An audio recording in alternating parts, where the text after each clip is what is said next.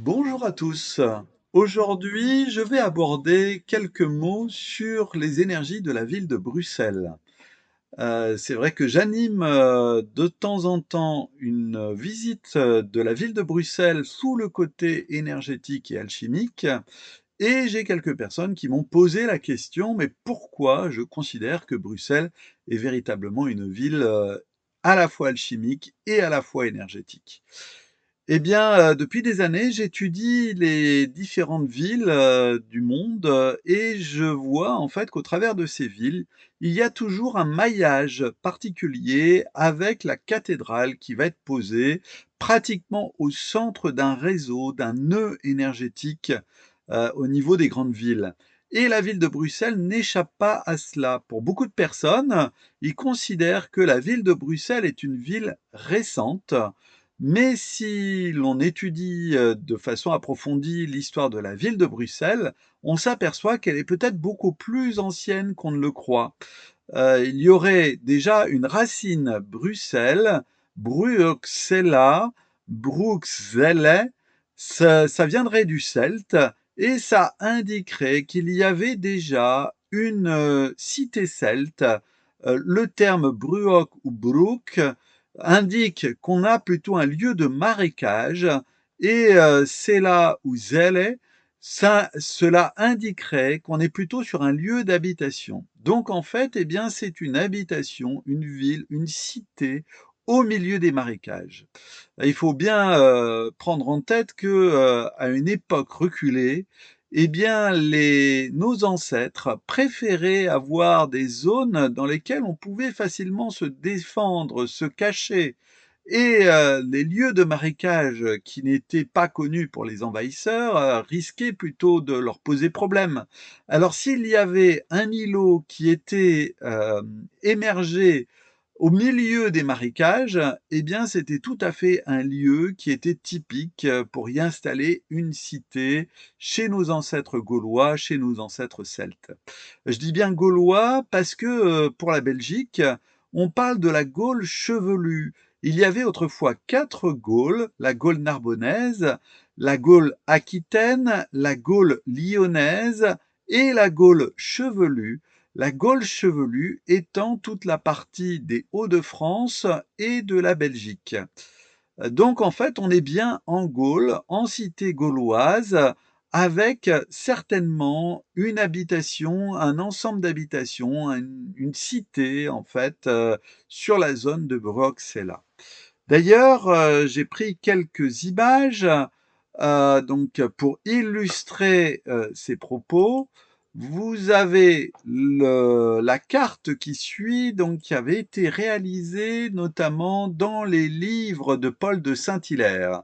Et Paul de Saint-Hilaire nous dit en fait que dans les cités antiques, on avait autrefois 2 voies celtiques, 2 voies gauloises qui venaient se croiser au niveau de la ville. Alors je les ai ici coloriées en rouge et en bleu et on voit la zone où on a la convergence de ces 2 croisements de voies celtiques, parce que nécessairement on avait autrefois les lieux de croisement des voies celtiques, qui est un petit peu en hauteur, en fait, plus à l'est, surplombant justement cette zone où on devait avoir le marais, et peut-être une zone où on devait avoir déjà un premier temple celtique qui était autrefois.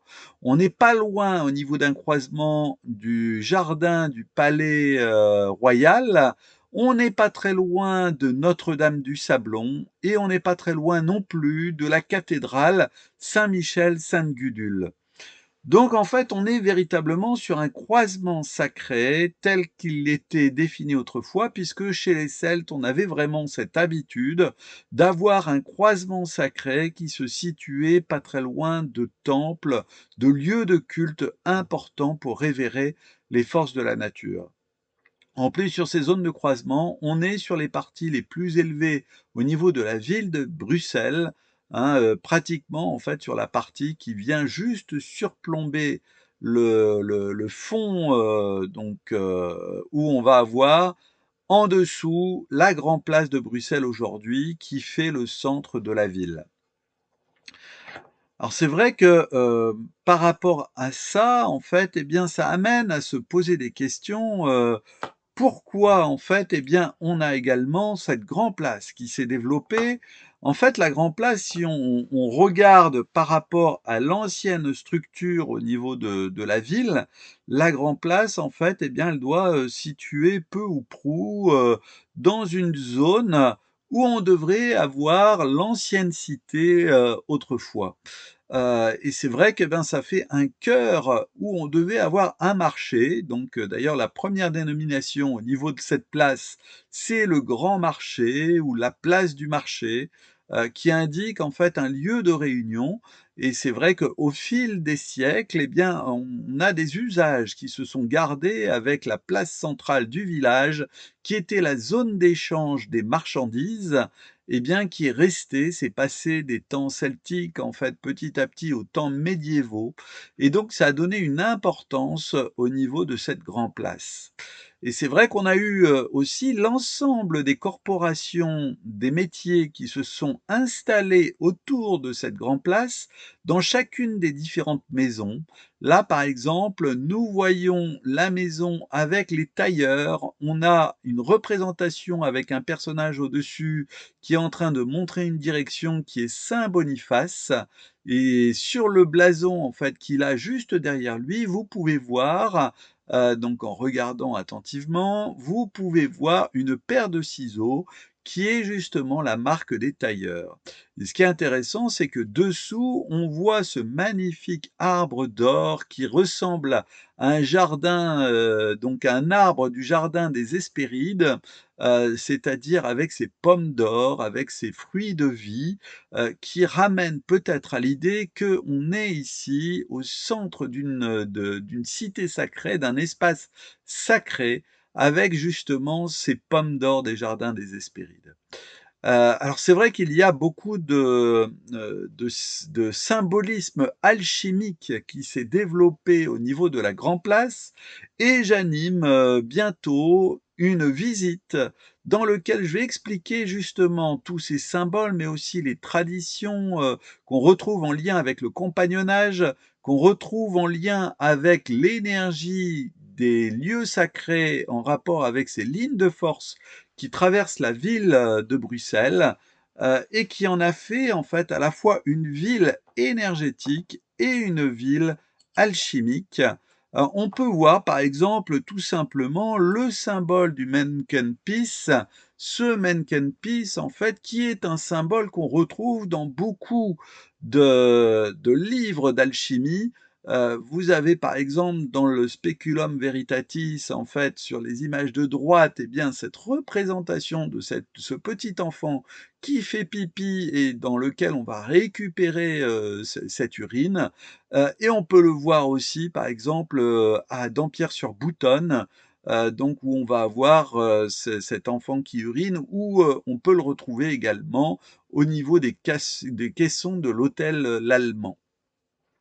Alors c'est vraiment quelque chose de traditionnel, et ce que peu de personnes savent, c'est qu'il y a un grand ésotériste donc qui a écrit un ouvrage sur le Menkenpis, notamment, et qui aborde le côté symbolique. Et le Menkenpis est beaucoup plus ancien que ce que la plupart des personnes disent. Si on prend beaucoup de guides en fait qui parlent de la ville de Bruxelles, eh bien ils font remonter ça dans les années 1620, donc par Jérôme Duquesnoy.